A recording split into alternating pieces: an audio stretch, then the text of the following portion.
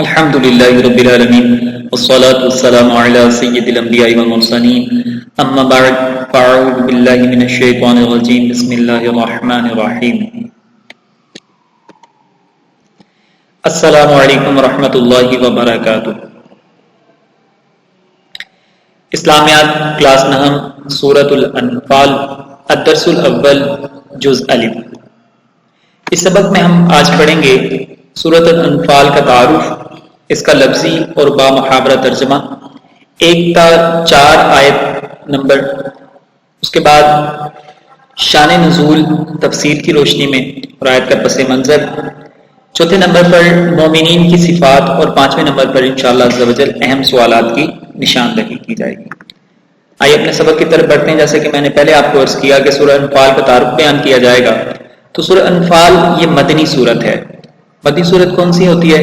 یعنی پیارے آقا صلی اللہ تعالی علیہ وسلم کے ہجرت فرمانے کے بعد جو مدینے میں صورتیں نازل ہوئیں ان کو مدنی صورت کہا جاتا ہے۔ ہجرت کے بعد والی صورتیں جہاں جو نازل ہوئیں ان کو مدنی صورت کہا جاتا ہے، جبکہ ہجرت سے پہلے جو مکے میں نازل ہوئی ان کو مکی صورتیں کہا جاتا ہے۔ سورہ انفال یہ مدنی صورت ہے، جبکہ اس کی کل 75 آیات ہیں، 75، جبکہ 10 اس کے کل رکوع ہیں، جس میں سے آج ہم پہلے رکوع کی پہلی 4 آیات جو کہ الدرس الاول جز الف میں شامل ہیں وہ انشاءاللہ عز و جل پڑھنے کی سعادت حاصل کریں گے۔ سورہ انفال میں کیونکہ یہ اللہ تبارک و تعالیٰ نے اس میں انفال کے یعنی مال غنیمت کے احکام اور جنگ میں کس طرح جو بھی احکامات اللہ تبارک و تعالیٰ نے بیان فرمائے ہیں وہ اس صورت مبارکہ میں ارشاد فرمائے، اور کیونکہ اسلام کی سب سے پہلی جنگ تھی اس لیے اللہ تبارک و تعالیٰ نے اس میں مختلف احکامات کو بیان فرمایا۔ انفال کا لغوی معنی یہ نفل کی جمع ہے جس کا معنی غنیمت ہے، جبکہ اصطلاحی معنی وہ مال جو کفار سے قوت و غلبہ اور لشکر کشی یعنی جنگ کر کے حاصل کیا جائے مال غنیمت کہلاتا ہے۔ مثلا 2 گروہ ہیں، ایک مسلمانوں کا اور ایک کفار کا، دونوں کی آپس میں جنگ ہوئی، الحمدللہ مسلمانوں کو فتح نصیب ہوئی، تو کفار جو مال چھوڑ کر بھاگ جائیں گے وہ مال غنیمت کہلاتا ہے، اور یہ مال مسلمانوں کے لیے حلال ہے، جبکہ یہ پیارے آقا صلی اللہ تعالی علیہ وآلہ وسلم کی امت کا خاصہ ہے، کیونکہ پیارے آقا صلی اللہ علیہ وسلم کی امت سے پہلے لوگوں پر یہ مال جو ہے وہ حلال نہیں تھا، لیکن الحمدللہ یہ پیارے آقا صلی اللہ علیہ وسلم کی سنت، پیارے آقا صلی اللہ علیہ وسلم کی امت کا یہ خاصہ ہے کہ یہ مال جو ہے وہ مسلمانوں کے لیے حلال ہے۔ تو یہ جنگ کر کے جو مال حاصل کیا جائے اس کو مال غنیمت کہا جاتا ہے، جو جنگ کے بغیر حاصل ہو جائے کفار سے تو وہ مال فے کہلاتا ہے، وہ مال غنیمت نہیں کہلائے گا۔ آئیے سبق کی طرف بڑھتے ہیں۔ سبق پڑھانے کا انداز میرا کچھ یوں ہوگا کہ میں سب سے پہلے لفظی ترجمہ کروں گا، یعنی جیسا کہ آپ اسکرین پر دیکھ سکتے ہیں کہ سب سے پہلے ایک لفظ پڑھا جائے گا، اس کا معنی بتایا جائے گا، اس کا مطلب بتایا جائے گا، پھر اس کے بعد جب پوری آیت کے الفاظ کے معنی بتا دیے جائیں گے پھر اس کے بعد با محاورہ ترجمہ کر دیا جائے گا۔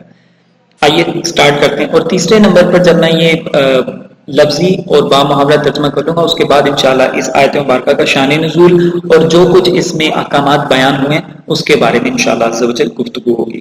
آئیے اس کو سٹارٹ کرتے ہیں۔ بسم اللہ الرحمن الرحیم، اللہ کے نام سے شروع جو نہایت مہربان رحمت والا ہے۔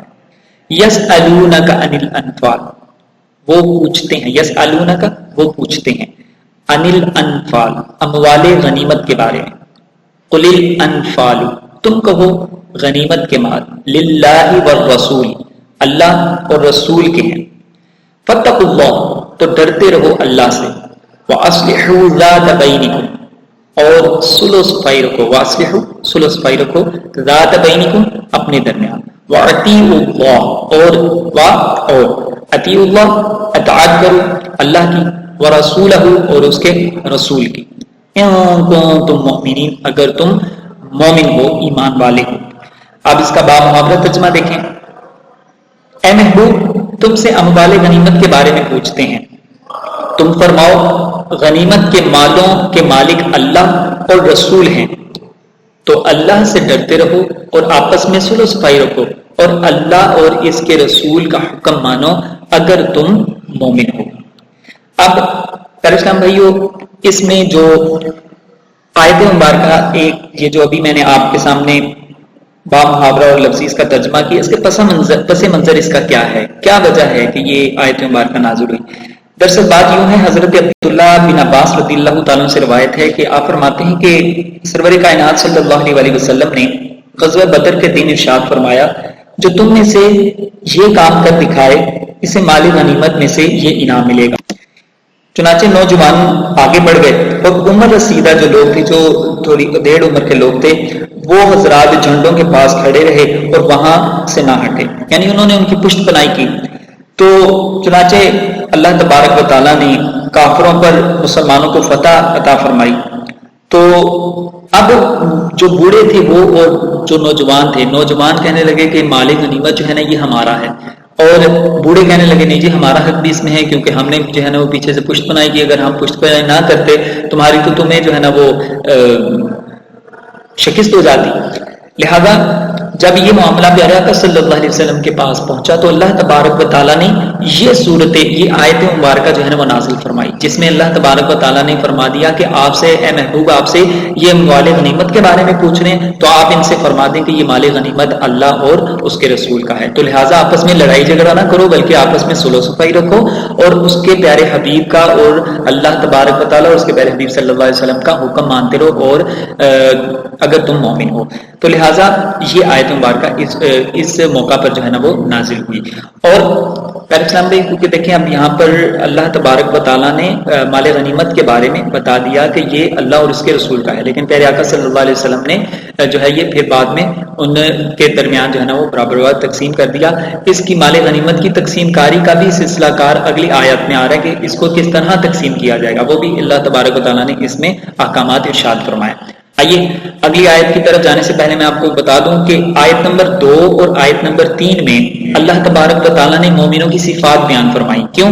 کیونکہ یہاں پر جو پچھلی آیت نمبر 1 ہے اس میں ارشاد فرمایا تھا ان کنتم مؤمنین، اگر تم مومن ہو، اگر تم ایمان والے ہو۔ تو ایمان والے کون ہوتے ہیں؟ اللہ تبارک و تعالیٰ نے ان اگلی 2 آیات میں ان کی صفات بیان فرمائی ہیں۔ تو آئیے ان صفات کو سنتے ہیں۔ انما المؤمنون، انما صرف، المؤمنون ایمان والے ہیں، الذین وہ لوگ جو، کون ہے ایمان والے؟ اذا ذکر اللہ، جب یاد کیا جائے اللہ کو، وجلت قلوبہم، تو ڈر جاتے ہیں ان کے دل۔ اب یہاں پر دیکھیے ایک وصف بیان کر دیا، اب اس کی وضاحت میں بعد میں کرتا ہوں، پہلے لفظی ترجمہ کر لیتے ہیں۔ وَإِذَا تُلِيَتْ، اور جب تلاوت کی جائے، علیہم آیاتہ، ان پر اس کی آیتوں کی، زادتہم، تو وہ ترقی دیتی ہے، زیادہ کر دیتی ہے انہیں، ایماناً، ان کے ایمان میں، وَعَلَىٰ رَبِّهِمْ، اور اپنے رب پر، یتوکلون، وہ بھروسہ کرتے ہیں۔ اب یہاں تک آیت نمبر 2 میں اللہ تبارک و تعالیٰ نے 3 اوصاف بیان فرما دیے۔ وہ کون کون سے؟ کہ جب اللہ کو یاد کیا جائے تو ان کے دل ڈر جاتے ہیں، اور جب دوسرے نمبر پہ یہ بیان فرمایا کہ جب ان کے پاس جو ہے نا وہ تلاوت قرآن پاک، اللہ تبارک و تعالیٰ کی آیتوں کی تلاوت کی جاتی ہے تو ان کے ایمان میں اضافہ ہو جاتا ہے، اور تیسرے نمبر پہ یہ کہ وہ اپنے رب پر بھروسہ رکھتے ہیں۔ اب اگلی آیت میں اللہ تبارک، کیونکہ آیت نمبر 2 میں 3 جو ہے نا وہ وصف بیان فرما دیے، اور اگلی جو آیت مبارکہ نمبر 3 ہے اس میں دو وصف بیان فرمائے۔ الذین یقیمون الصلاۃ ومما، الذین وہ لوگ جو، یقیمون قائم کرتے ہیں، صلاۃ نماز، ومما اور اس میں سے جو، رزقناہم ینفقون ہم نے رزق دیا انہیں وہ خرچ کرتے ہیں۔ اب بامحاورہ ترجمہ کرتا ہوں اور پھر اس کی میں آپ کو بتاتا ہوں۔ اے ایمان والو، ایمان والے وہی ہیں کہ جب اللہ کو یاد کیا جائے تو ان کے دل ڈر جاتے ہیں، اور جب ان پر اس کی آیات کی تلاوت کی جاتی ہے تو ان کے ایمان میں اضافہ ہو جاتا ہے، اور وہ اپنے رب پر ہی بھروسہ کرتے ہیں۔ وہ جو نماز قائم رکھتے ہیں اور ہمارے دیے ہوئے رزق میں سے ہماری راہ میں خرچ کرتے ہیں۔ اب یہاں پر دیکھیے اللہ تبارک و تعالیٰ نے مومنوں کی 5 صفات بیان فرمائی ہیں۔ پہلی 3 جو ہیں یہ انسان کے باطن سے تعلق رکھتی ہیں، اور اگلی 2 جو ہیں یہ انسان کے ظاہر سے تعلق رکھتی ہیں۔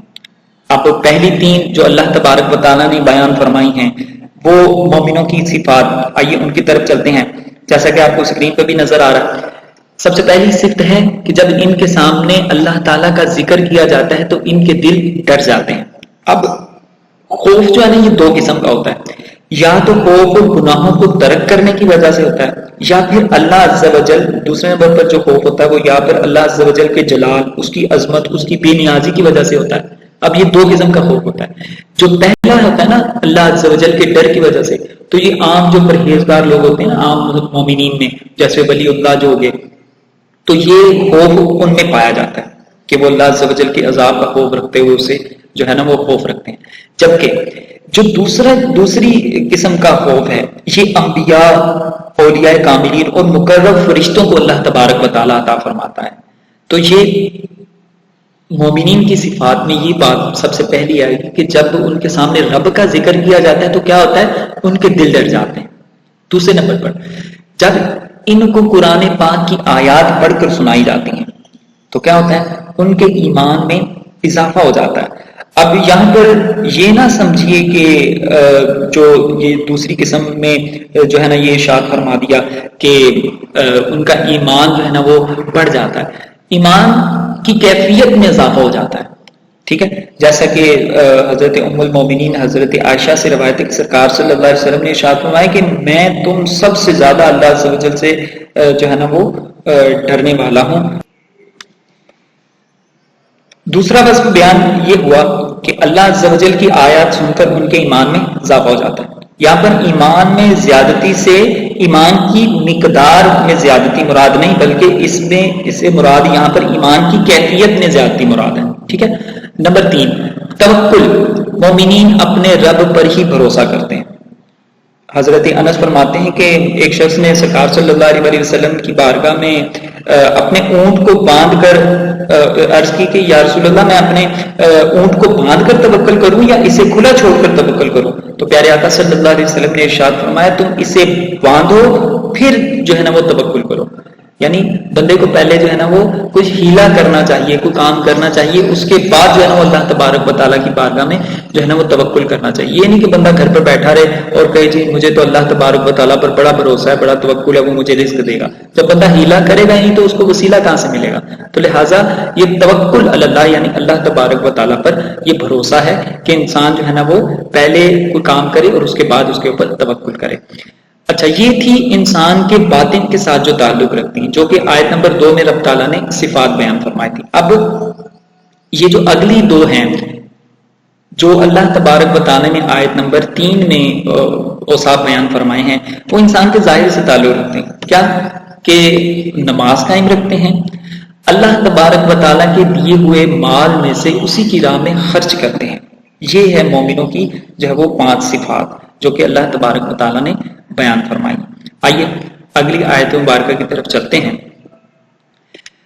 اولئک هم المؤمنون حقا، یہی سچے مسلمان ہیں، ان کے لیے اولئک یہی وہ لوگ ہیں، هم المؤمنون ایمان والے، حقا سچے، لہم ان کے لیے درجات ہیں، عند ربہم ان کے رب کے پاس، ومغفرۃ ورزق کریم اور مغفرت اور عزت والا رزق۔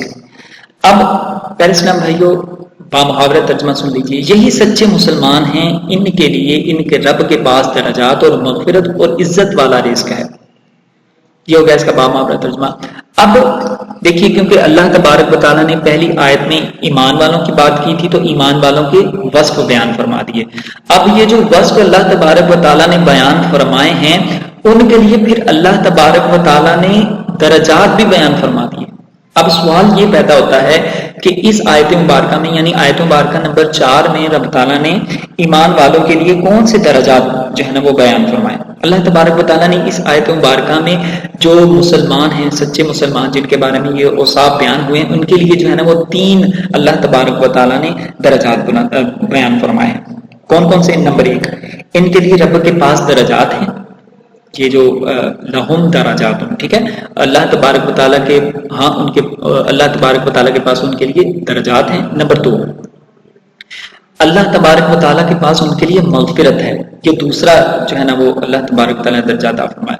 وَرِزْقٌ کریم، اور عزت والا رزق ہے. تو یہ تین جو ہے نا سچے مسلمان کے لیے یہ تین درجات اللہ تبارک و تعالیٰ نے یہاں پر بیان فرما دیے. تو آئیے اپنے سوالات کی طرف چلتے ہیں. جیسا کہ شروع میں نے آپ کو عرض کیا تھا، سوال نمبر 1 یہ ہے کہ انفال سے کیا مراد ہے. شروع میں نے عرض کیا، امید ہے آپ لوگوں کو سمجھ آ گئی ہوگی اور آپ لوگوں نے اس انفال کی تاریخ کو نوٹ کیا ہوگا. تو یہ آپ نے سوال اور جواب اپنی کاپی پہ لکھنے بھی ہیں. لہٰذا سوال نمبر 2 ہے، اس سبق میں مومنین کی کیا صفات بیان کی گئی ہیں.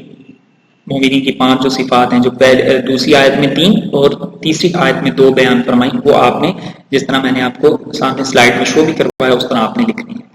سوال نمبر 3، مومنین کے لیے کیا اجر بیان فرمایا. تو یہ جو اجر رب تعالیٰ نے بیان فرما دیا آخری آیت میں، جو میں نے آپ کو بتایا کہ سب سے پہلے اجر نے ان کے لیے درجات، دوسرے نمبر پر اللہ تبارک و تعالیٰ نے ان کے لیے مغفرت، اور تیسرے نمبر پر اللہ تبارک و تعالیٰ نے ان کے لیے عزت والا رزق تیار کر رکھا ہے. تو یہ مومنین کے لیے اللہ تبارک و تعالیٰ نے اجر بیان فرمائے آخری آیت مبارکہ. تو یہ 3 سوال آپ نے ان کو لکھنا بھی ہے اور ان کو یاد بھی کرنا ہے.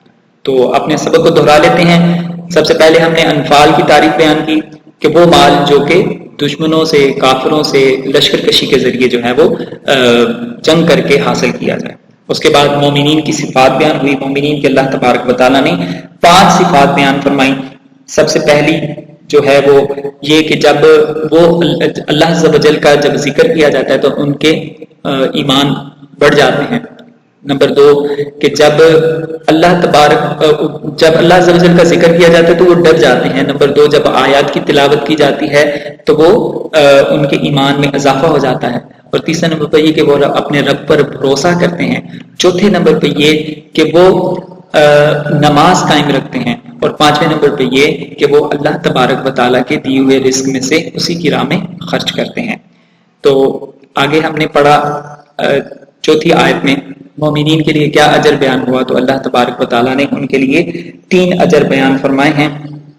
پہلا اجر یہ ہے کہ ان کے لیے اللہ تبارک و تعالیٰ نے درجات بلند فرما دیے، ان کے لیے درجات ہیں. اور دوسرے نمبر پہ یہ کہ ان کے لیے مغفرت والا اللہ تبارک و تعالیٰ نے مغفرت رکھی ہے. اور تیسرے نمبر پہ یہ کہ اللہ عز و جل نے ان کے لیے رزق رکھا ہے. امید ہے آپ لوگوں نے اچھے طریقے سے اس سبق کو پڑھ لیا ہوگا. نیکسٹ لیکچر میں انشاءاللہ عز و جل ہم اگلی آیات کا ترجمہ اور انشاءاللہ عز و جل اس کا مفہوم سمجھنے کی کوشش کریں گے. اپنا خوب خیال رکھیے. اللہ تعالیٰ آپ کو برکت عطا فرمائے. جزاک اللہ خیرا.